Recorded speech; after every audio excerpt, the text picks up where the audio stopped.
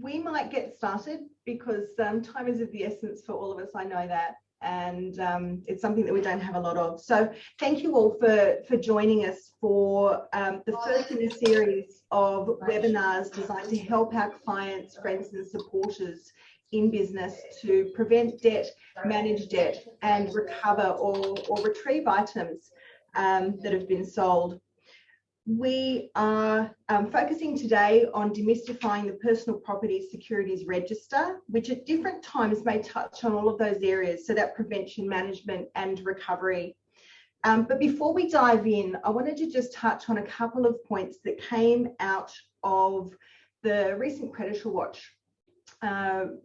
report that came out just last week. And it's pretty much dealing with the elephant in the room, which is COVID, making it all a bit topsy-turvy. So it's no surprise that we're operating in an unprecedented times, and for business and credit managers, I think some of us would be wanting our kingdom for a crystal ball, or one that can to give us the idea of the future. The federal government's responses and support for businesses in relation to JobKeeper, JobSeeker, and other supports have been incredibly helpful in keeping the cycles going. But in addition to that, they've introduced some really interesting legislations that prevented creditors from taking some actions that they wanted to proceed with wind up and bankruptcy in certain climates. And they've also introduced new legislations for periods around directors who found themselves trading whilst insolvent to avoid the ramifications of those sorts of actions. In all, though, these protections have provided a bit of a safety net for businesses, and as a result, we're seeing right now the insolvency rates are around half of what they were in 2019, which was our last normal trading period. So while we have this gut feel that things are going to or are terrible, in fact, when it comes to companies right now, the insolvency rates are lower or lower than they have been for some time. But that said, there's lots of speculation about that changing around the September quarter and beyond. And the strongest message is, prevention is better than cure. So on that basis, we wanted to organise for Lynne as a specialist in this area to come and talk to us all about how we can secure the assets that we transfer to others in that sales process. Now, Lynne is the CEO of Access Group, and Lynne was an insolvency practitioner for many years with the likes of Ernst & Young, KPMG, BDO and Prentice Parbury Brewer, or PPB, before she saw an opportunity to help creditors through the newly introduced at the time legislation of the PPSA and its associated registers. Now, Lynne's regarded as an authority in that area. She looks after hundreds of clients, including some of Australia's largest businesses, and has conducted PPSA compliance reviews for major banks, one of whom carried over 1 million registrations for PPSR. I think some of our people, Lynne, struggle with one, so well done on getting over 1 million. You're the driving force behind Access Group, and you have a wealth of knowledge to share. So welcome today. We look forward to hear what you have to say in demystifying the PPSR. Thank you so much, Angela, and thank you for inviting me along to talk today. I'm still admitting people into the meeting, so I'm a bit disjointed here, but yes, the Personal Property Securities Act has been around now for quite some time. Oh, sorry, there we go. It was introduced on the 30th of January 2012, and you would have thought that by now people would have got used to dealing with it, people would understand it, but that is definitely not the case. Now, 2 weeks ago, I was engaged by a finance company to review their PPS registrations. And we found that there's 94% of them were incorrect. Now, I've seen that, pretty much across the board over the last, since I've been doing this, which is now 10 years, because I left my last insolvency job in 2010 to specialize in PPSA. And, it's astonishing that it's, we're still at the point where people are getting it wrong, and they're getting it so wrong. Now, the legislation itself is very, very complicated, and organisations could be forgiven for getting it wrong, but if they don't have the proper advice, and if they don't have the proper systems in place to deal with it. So when I say it's very, very complicated, it is. When you're looking at lots and lots of different scenarios, it can be complicated. But really, each type of business only have a few scenarios. And when that is the case, then it is very, very simple to get it right. Then for people who are new to the concept of PPSA or PPSR, they haven't been involved in it before, what would they have been relying on in the past, and why was it brought in? Was it just around transparency? Yeah, so on the screen here, what you can see is that the purpose of it was to streamline the processes and the laws governing the taking and the granting of security. Previously, we had 70 different laws that all sat on different acts that governed the taking and the granting of security. And in 2012, they all disappeared and were rolled on to this new act, the PPSA. And it was supposed to make things a lot easier for us all. And it has in a lot of respects. It's given visibility across who has got security over what.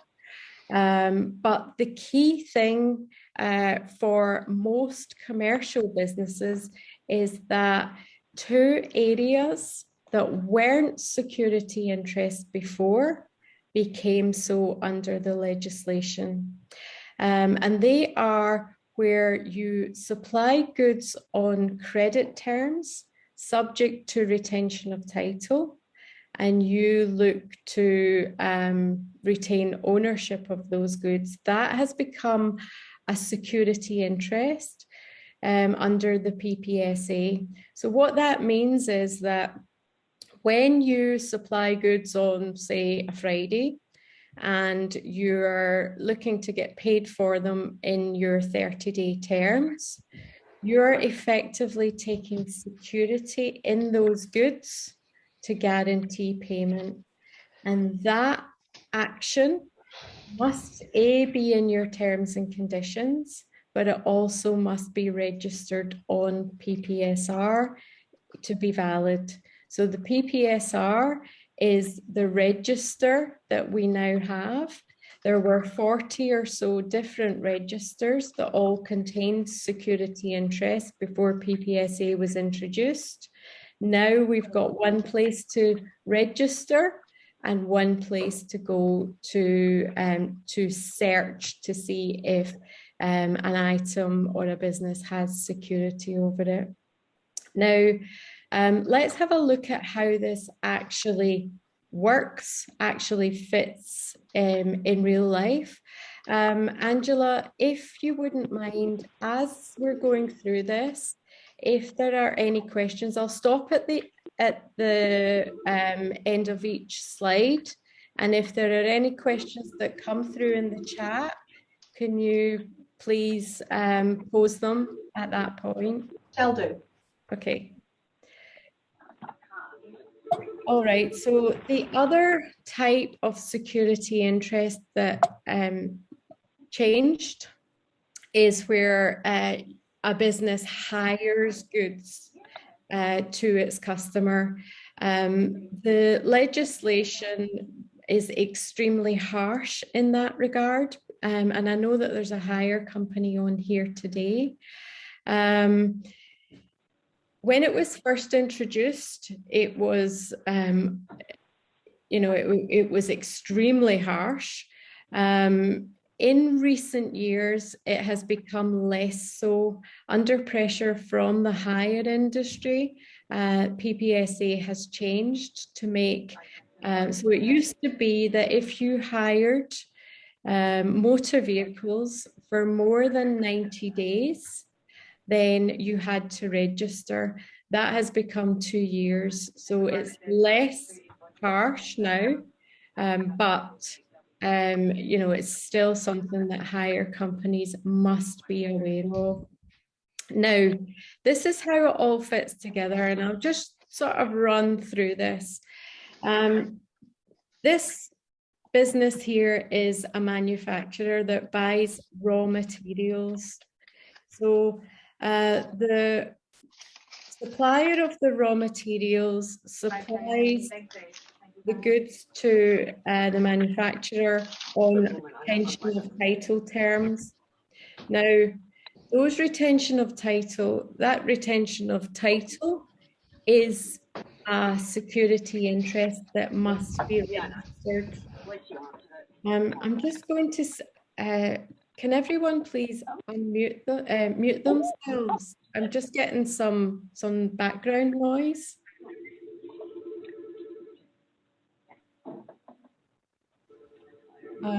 Sorry.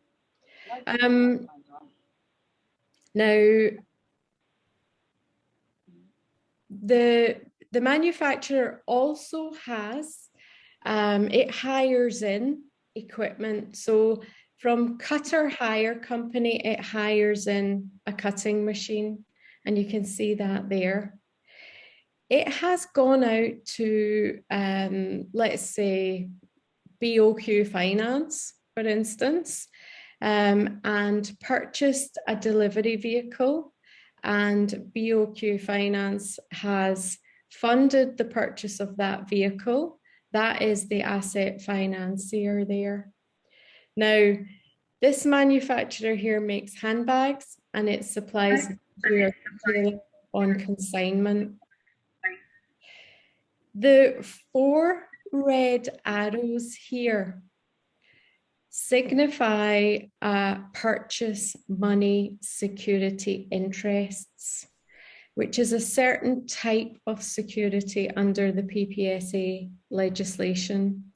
And it affords the suppliers, or what the PPSA calls the secured parties, with the highest possible priority to those assets.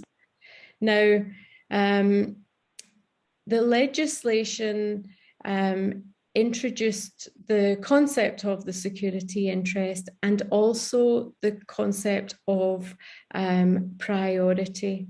So what that means is that if you've got the highest priority, you get paid first in an insolvency situation. And then the rules of priority then determine who gets paid after you. And we'll come on to talk about that. Now, as I've said, the supplier of the raw materials, the asset financier, the hirer of the cutting machine, and our manufacturer of the handbags that supply them on consignment. These 4 things are purchase money security interests under the Act, but they must conform or comply with certain rules in order to achieve the priority that a PIMSI would give them. So it must be in their terms and conditions of trade, and it must be registered, and it must be registered correctly and within timeframes laid down by the legislation. So when you come to that, the raw materials supplier must register before they supply. The asset financier must register within 15 working days of the agreement. The cutting machine supplier has got 15 working days to register, and that is within possession of the actual asset. And then the supply of the handbags to the retailer must register before supply in order to achieve that highest possible priority. Now, there are 10 or so questions when you're doing a registration that must be answered correctly in order for you to have the right, the super priority right that the PIMSI gives you to those assets. Are there any questions in relation to that? Just the one question there, Lynn, that has popped in. So what if more than one secured party has security in the same asset? Who gets it? Okay, so with the raw materials supplier, he's the only one that can have security over his supplies because no one else can have supplied what he has supplied. Similarly with the cutting machine hirer, they have supplied their cutting machine, and the same with the handbags to the retailer. Now, with the asset financier, what could happen is that someone could have supplied the asset. Let's say it is Volvo has supplied the asset. Oh, that's a bad example. Let's say it is Iveco has supplied a truck. And then you've got a financier that comes behind them and finances part of the truck. So the manufacturer has paid the deposit for the truck, but not for the full truck. And then they've gone to an external financier who has funded it. So the supplier of the truck, supplying it on retention of title terms, has priority over the financier. Okay, so the supplier has priority. And there are very complicated priority rules laid down that cover every eventuality. So each individual situation could be different depending on when people register and that sort of thing. Lynne, we have one other question pop in, and that was around the terms and conditions that you mentioned. Would that need to be a signed contract? So the question is, would that need to be a signed contract, or if amendments were made, could you just have sent the updated terms to them? Yeah, so we had a situation. It's a large supplier of food, and it's a household name, and they supply beans and tomato sauce. And they had done everything correctly when PPSA was first introduced. They revised their terms and conditions to include PPSA clauses. And as you might imagine, they had thousands and thousands of customers. So to send out all of the new application forms, get them signed and get them returned properly by their customers, they're likely to get 15% back. So what they did was they sent the terms and conditions out and with to a person of authority within the organization, within the customer organization, and said that These are the new terms and conditions. They take effect from whatever date. Please sign them and send them back.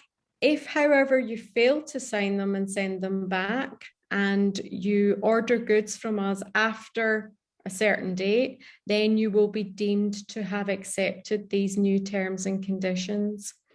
Now, what we found was that that was sufficient, because PPSA says that the customer must have done something or failed to do something which shows that they intend to be bound by the terms and conditions.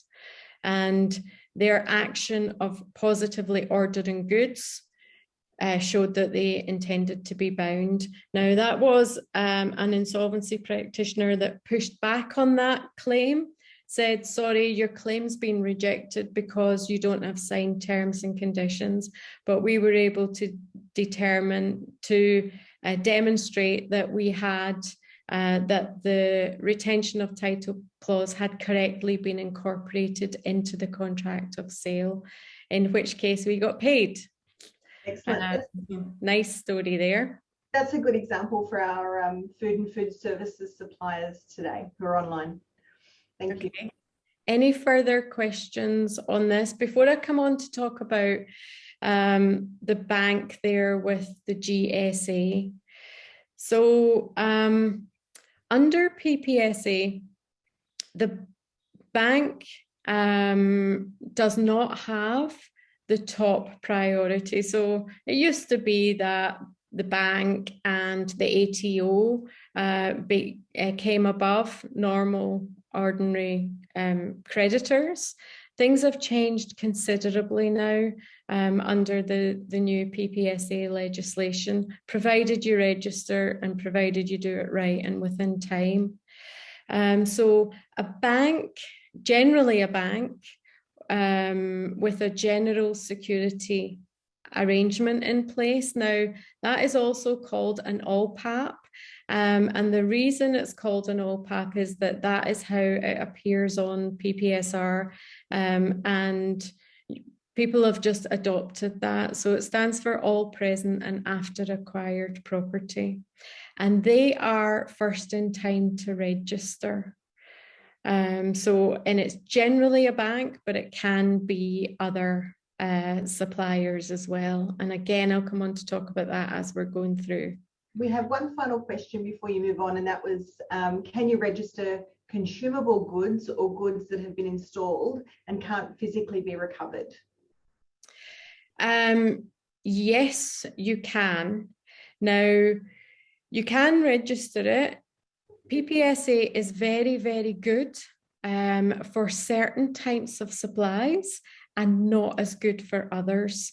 So I'll just sort of illustrate that by, let's say you supply cement and you supply bulk cement, hundreds of thousands of dollars worth of bulk cement to some customers, and you supply 6 or 7 pre-packed bags of cement to single individual retailers. Clearly, it's much more worth registering to secure the bulk supply because the value of what you're going to get back is, much greater. It would probably cost you to go out and pick up the 6 bags. Similarly, if you're supplying single retailers, the retailer sells on for cash, and there's never going to be that much there in the retail store as there would be if you were supplying the same thing to a distributor. Because if you register on PPSR, you've got security over what the distributor has within the factory, and you also have security over debts created from the sale of those goods.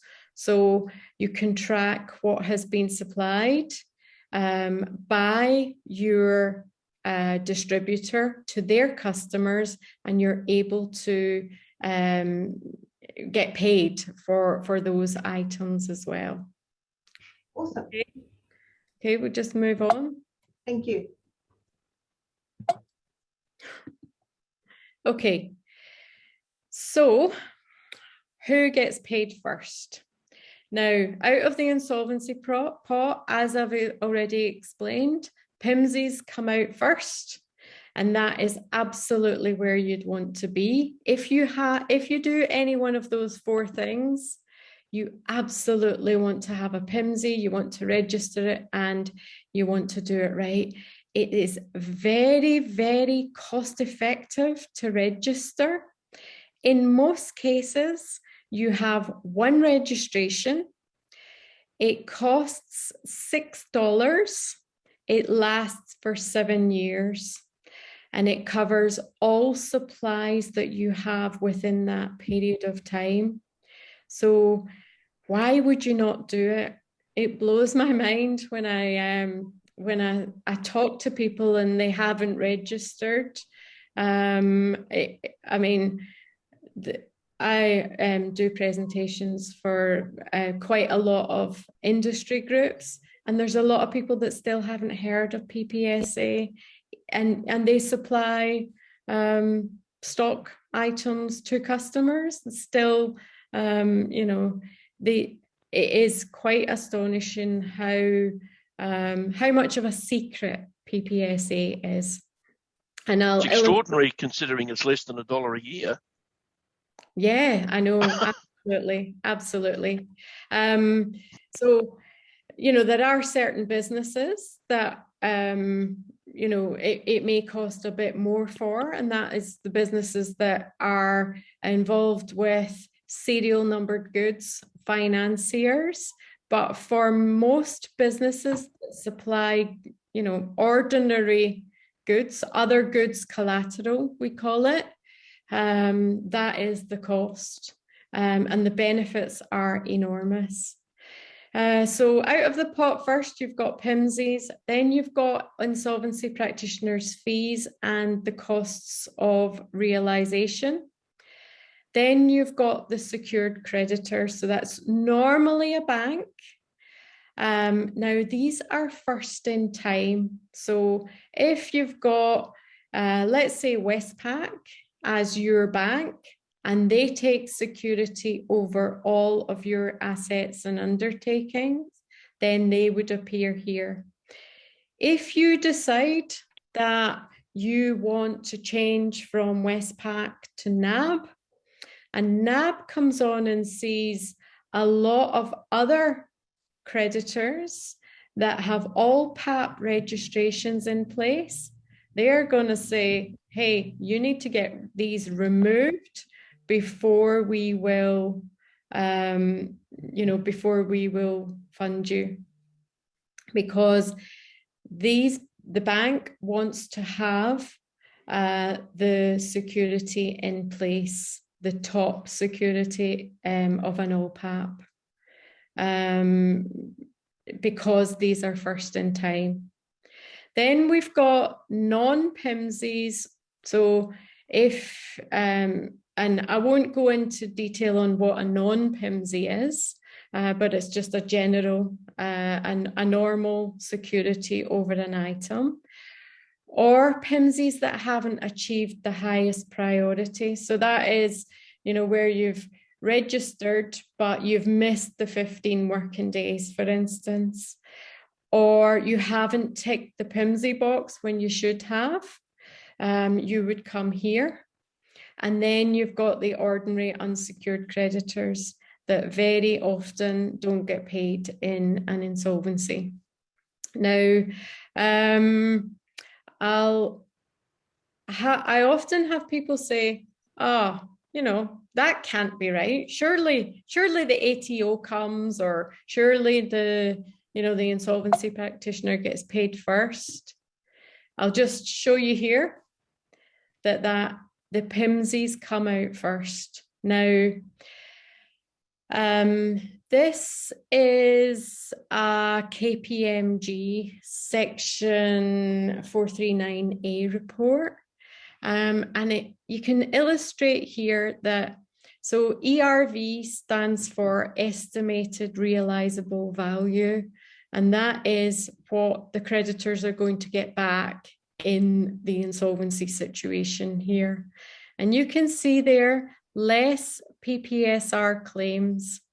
Now, this is where it astounds me that there are probably unsecured creditors down here that should be up here getting paid. Where would you like to be as a creditor? Would you like to be up the top, you know, getting paid with getting paid first, even before the costs of the administration and the administrator's fees? Or do you want to be down there, not getting paid? As you can see, the bank doesn't get out in full here. And so there's no money available for unsecured creditors at all. So I know where I would want to be. Are there any other questions here, Angela? A couple of questions, yes, Lynn. So we have one here around what happens when another party won't allow the registration of an interest. So they won't allow it. Okay, so there are two huge organizations who won't allow it. And I'll illustrate for you why they won't allow it. So there's Bunnings won't allow you to register against them. Now, when I say they won't allow you to register, when PPSA first started, one of my clients had 800 customers, and we registered against everyone, and then we sent them the notice, and Bunnings was one of them. And Bunnings came back to them and said, we fully accept that you have retention of title and that you can register against us, but we can decide who we want to buy our wood from. And my client came to me and said, what do we do? And I said, do you like selling wood to Bunnings? And they said, yes. And I said, it's a commercial decision for you to make then, whether you see it as a risk or not. So the reason Bunnings and the likes of Coles don't like people registering against them is because anyone can go onto the register, perform a grantor search, and see all of the suppliers to that organization. So Bunnings and Coles want to protect their supplier list, and so they have, they discourage people from registering against them. In any other circumstances, you have to decide whether you're able or willing to take the risk of not having security when you supply. So that would be my answer. It's a commercial decision, and each one may be different. Conscious of time, Lynn, we've got some quick rapid fire ones if you don't mind. Sure. So we have questions around whether or not the goods need to be clearly identified. Yep. Okay. So certain goods are obviously supplied. There are others which are supplied and aren't clearly identifiable. Now, the fact remains that as a supplier, you have security over it, whether it's identifiable or not. If there is a reasonable way that you can determine that you've supplied it. Now, I'll illustrate that with a case that I was involved in where the supplier, our client, supplied steel to a business called CR Steel in WA that went bust. Now, we supplied steel and there was another supplier of steel. And I'm talking about an awful lot of money. And we had supplied, $200,000 worth of steel in the week leading up to insolvency. And we knew that the steel went onto site and it took approximately 3 months for it to go through the process on site, be installed in a job, and then appear in debtors. So we knew that the vast majority of our money was either in the factory, on site, not being paid for, or in the company, or in the CR Steel's debts. The insolvency practitioner said, sorry, we cannot identify what steel was supplied by you and what steel was supplied by XYZ Proprietary Limited. So your claim's rejected. So we said, okay, we have approached XYZ Proprietary Limited and we've decided to amalgamate our retention of title claims together. And we are claiming all the steel that's on site, in jobs and in debts. And the insolvency practitioner, oh, wow, okay then, we'll settle with you. And we got paid. And my client was absolutely delighted with that outcome. So it comes down to,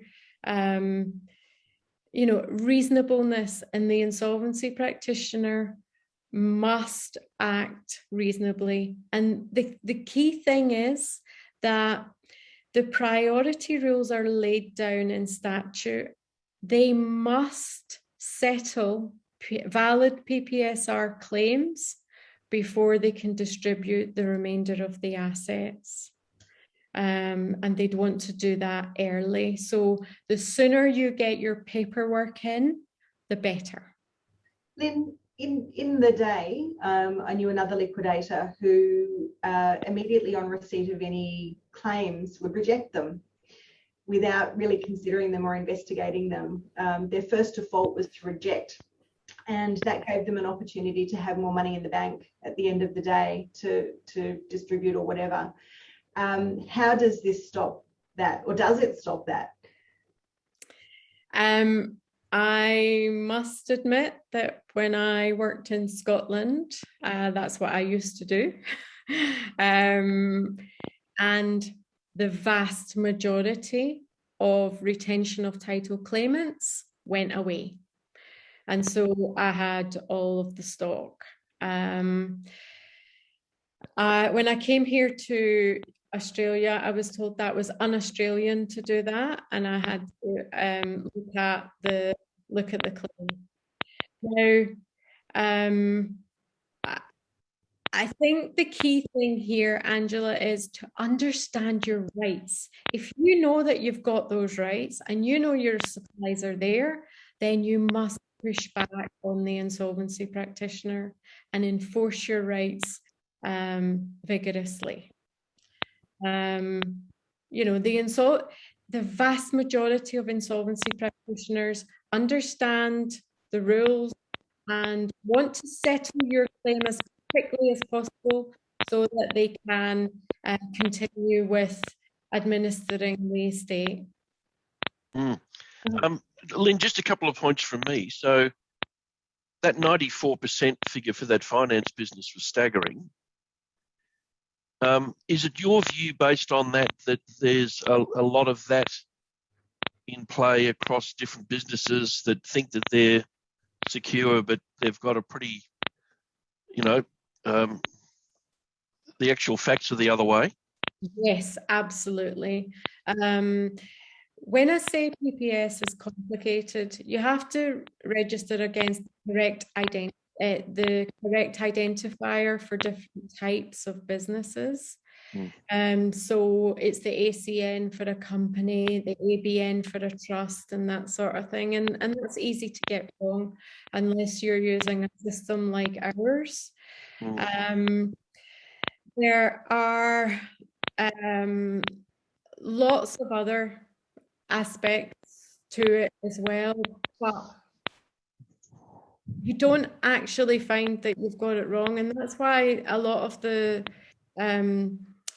banks and financiers don't realize they've got it wrong until they start losing a lot of assets because they can't enforce their rights. It's absolutely astonishing how many of, how badly they've got it wrong, because their systems just pull information from certain areas and then send them to PPSR. I've also encountered so many higher businesses that think that if they register their asset on PPSR, you buy its serial number, then they're protected. Absolutely not. They need to register against the entity that they've supplied. It's interesting. We all know that cemeteries are full of people that assume, but it sounds to me like there's a substantial number of businesses that think they're doing the right thing that simply aren't, and they don't realise they should be asking for an audit. Yeah. So, we can very, very quickly determine whether a business has got it right or whether they've got it wrong. So do you offer consultancy or training to businesses that need help or need an audit to make sure they're doing it right? Yes.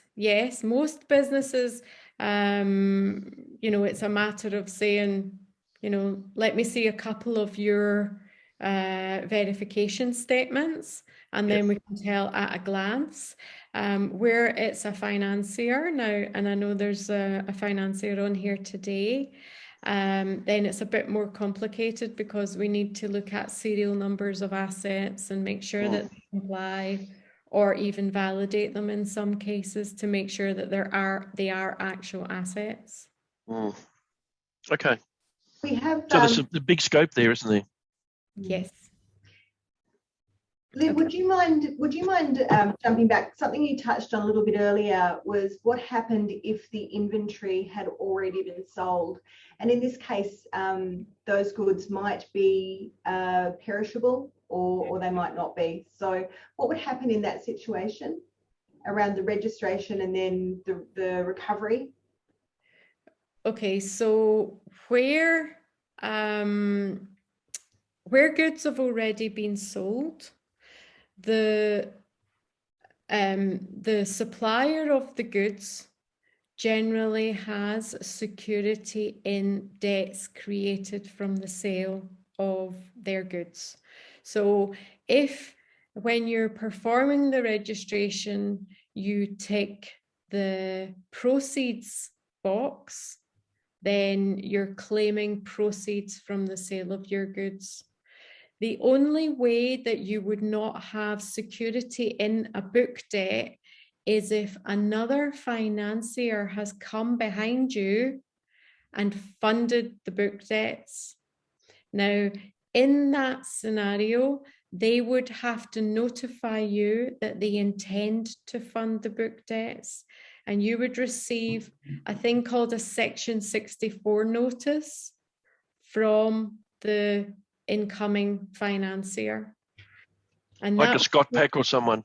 Yes, that would mean that, yes, you've got security in what you supply when it's within the business as raw materials or even finished goods, but as soon as it converts into debts, you no longer have security in that book debt because Scott Pack does. Okay, now you can't do anything to prevent that. All you can do is look at your security position and say, do I need to reduce my credit limit? Do I need to obtain a director's guarantee or something that improves your position? Okay. Excellent. Thank Any you. other Cool. questions? Not at this stage, no. Okay. All right, let's come on.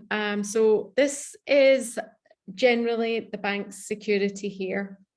It's the old fixed and floating charge. And when I first started in insolvency, my first manager said to me, just imagine it like a bin.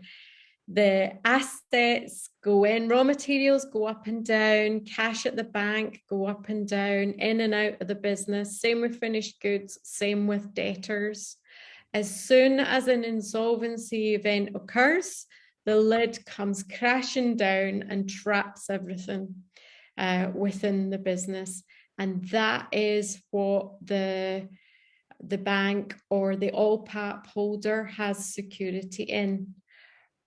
However, the PIMSs that relate to all of these things here come out first, and then the insolvency practitioner gets paid second. So the bank gets the bite of the cherry of all of these things after that. So it's the old fixed and floating charge, now called an all-PAP. You'll also hear it called a general security agreement. Okay, and I'll just... So what do you need to do to get the highest possible priority? So you must have a contract that creates a security interest. So for suppliers of goods subject to retention of title, you need a retention of title clause within your terms and conditions. There are a number of other things that you would want to have, and I know that Angela can assess your terms and conditions to make sure that you've got a good enough agreement there before you begin trading with a customer. You ensure that the customer grants the security. The best way, of course, is that they sign the terms and conditions to agree to them, but there are other ways to incorporate your retention of title clause into the contract of sale, which is valid. You must adhere to all timing requirements. Now, for my clients, I say, okay, you're supplying goods on credit terms, subject to retention of title. As soon as you receive an application for credit, you do the PPSR. As soon as that is your customer, you register, and then you fully mitigate your risk. When someone is a client of ours, we create registration profiles for them within our system. So every time they do it, they are pre-programmed, so they're automatically selected, which means that they get the registration right every time. And our system also identifies the customer correctly, meaning that all they have to do is put in the ABN and we select the correct identifier through the system. And then finally, when your customer goes bust and the insolvency practitioner sends you a letter saying, I need this, that, and the next thing, you must be able to provide it quickly. And then you've got the best chance of getting paid first. Okay, any additional questions there, Angela? Yes, we have a couple of quick questions. So there's lots of concern around preference claims and how a creditor might protect themselves from preference claim. And also, what if something's identified as being incorrectly recorded against you? What steps would you need to take to have that corrected? Okay, we'll cover off on preference claims first. Right. So it is, it can be quite complicated, but in 2015, so PPSA had been in for a couple of years. I was approached by an organization that sells aggregates and cement and things that become fixtures. And they thought, PPSA, it's not going to apply to us because, our concrete gets poured, it's attached to the ground, it doesn't, we aren't going to be able to go and get it back. Now, that's a bit short-sighted because it does create value, which they're entitled to. So that was one aspect to it. But they used to every year get upwards of $6 million of unfair preference claims. And they decided that the best way to protect themselves from unfair preferences was to register on PPSR. So that's what they did against all 13,000 customers, and they've never had an unfair preference claim since. So it's saved them more than $6 million a year by doing those registrations. That's one registration against each customer, and that is their process now. They get a new customer, they register on PPSR, job done, and that's them protected. That's a great investment of $6, isn't it? Wow. Yes, absolutely. Wow. Everyone should be going to PPSR school, Lynne, by the sound of all of this. So what if something's reported against you incorrectly? And I guess this comes back to protecting your business brand, your reputation. So you can, if something is registered against you incorrectly, then it can prevent you from making an acquisition, making a disposal. When it's PIMSs that are registered against you, then they're not going to have much impact because people are understanding that that only protects what the supplier supplies, what the secured party supplies. So they're fairly easy. It's generally when someone's registered an OPAP against you. And there are mechanisms laid down within the legislation. So the first thing is that you can serve a notice on them, and it's called a Section 275 notice. And what it does is it compels the secured party that's registered against you to tell you why, and it's time limited. So they get 10 business days to tell you why they've registered. So what I generally do is I issue that along with a removal notice, which is a Section 178 notice. And again, that's served on the secured party. And that says, we don't believe you've got the right to register against us. Please remove it. Now, if none of these things work, then you elevate it to an application to the registrar. But mostly those removal notices work. So they're removed very, very quickly. This happens to me often on a Friday. So I get a panicked call from the seller of a business who's saying, I'm selling my business this afternoon, and the other side's lawyer has said there's PPS registrations on there that they're not willing to accept, in which case I am requested to run around trying to get them removed so that the business sale can go through. So a lot of people leave it to the last minute, but it's a good way to make sure that you get paid in those fast moving businesses, hairdressing salons, coffee shops, things like that, that the ownership turns over quickly. If you register against your customer in that situation, then you'll find that they're rushing up trying to pay you because they want to sell their business. Excellent, excellent. Any final questions for Lynne? You can unmute yourself and ask directly. That's okay.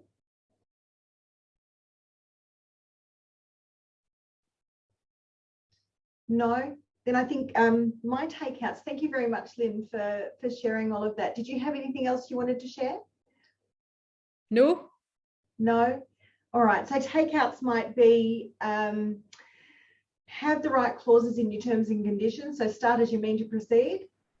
Easy access to your key data, so those documents that might get buried for years and years and years, so that goes to automation, doesn't it? Being able to scan and find things easily. Yes. $6 is a no-brainer investment in protecting your assets, and better to be in there and have an opportunity to try and secure your position rather than not being in the game at all. Did I miss something? And it's easy. It's easy if you help. Yes, I might just also say, Angela, that we've got an online trade application as well. So your clients or your customers can apply for an account. You say yes, you register on PPSR through our system, and it's all done very, very quickly. And you've got all of the paperwork that you need available for the insolvency practitioner, because you've got the signed terms and conditions within the system. You've got the registration certificate within the system that you can supply to the insolvency practitioner if and when the time comes. But we hope it won't, but things aren't looking good, I'm afraid, for the future. No, insolvencies at the moment are unrealistically low because we've all had changes enforced on us where we couldn't take an action. So that will definitely change after September. Thank you again, Lynne, for joining in. Thank you, everybody else, for joining in. I did want to finish off with a little quote that I pulled from a paper that I read recently, and it's from someone many of you might know, Nick Pilavitis from the Australian Institute of Credit Management. He's the CEO, and he says, businesses that focus on their cash flow by having the right processes, people and procedures in place, and automating as much as possible had a lot more resilience through the uncertainty of last year. Those businesses were able to support their customers better, their staff manage their risk and pivot.